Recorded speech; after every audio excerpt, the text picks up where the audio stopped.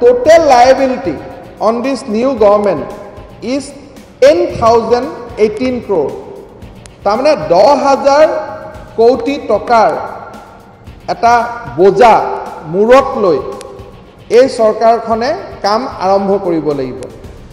এই 10,000 কোটি টকা ধাৰ মৰাৰ পিছতহে উন্নয়নৰ নতুন আঁচনিবিলাকৰ কথা আহিব। তাৰমানে first we have to give this 10,000 crore কাৰণ পে কমিশন আহিলে কৰ্মচাৰীক দিবই লাগিব। যোৱাকালি দিয়া হৈছে তাত পইচা দিবই লাগিব। PWD ঠিকাদাৰসকলে কাম কৰিছে টকা দিবই লাগিব।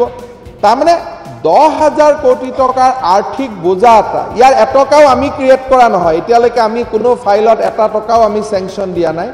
তাৰমানে আজিৰ দিনত নতুন ৰাজ্য চৰকাৰখনে 10,000 কোটি টকাৰ নিগেটিভ বেলেন্স লৈ আমি কাম আৰম্ভ কৰিব লাগিব। তাৰমানে নতুনকৈ যদি ৰাস্তা এটাও আমি বনাব লাগে প্ৰথমতে 10,000 কোটি টকা যোগাৰ কৰি ল'ব লাগিব। আৰু 10,000 কোটি টকা যোগাৰ কৰি লোৱাৰ পিছতহে আমি আগবাঢ়িব পাৰিম।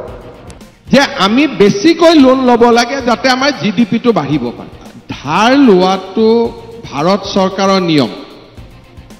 আমাৰ ভাৰত চৰকাৰৰ নিজৰ বাজেটখনো যদি আপোনালোকে চায় ভাৰত চৰকাৰেও ঋণ লয়। আৰু যিকেইটা বিৰোধী পক্ষই সমালোচনা কৰিছে তেওঁলোকৰ য'ত চৰকাৰ চলি আছে তেওঁলোকো ঋণ লয়। Loan is a source of financing. আৰু ৰিলায়েন্সেও যদি এটা উদ্যোগ কৰিছে তাত নিজৰ টকা নলগায়, তাত বেংকৰ পৰাই টকা ল'ব। যদি আমি চাব যাওঁ ভাৰতৰ যি 5খন ৰাজ্যৰ আটাইতকৈ লোন কম তাৰ ভিতৰত অসম এখন।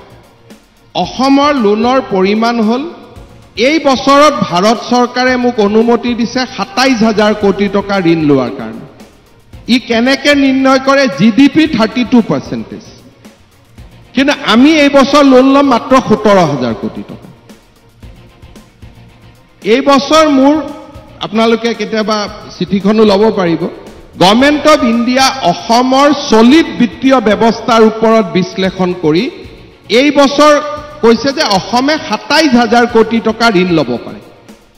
কিন্তু আমি লৈছো মাত্ৰ 17,000 কোটি টকা।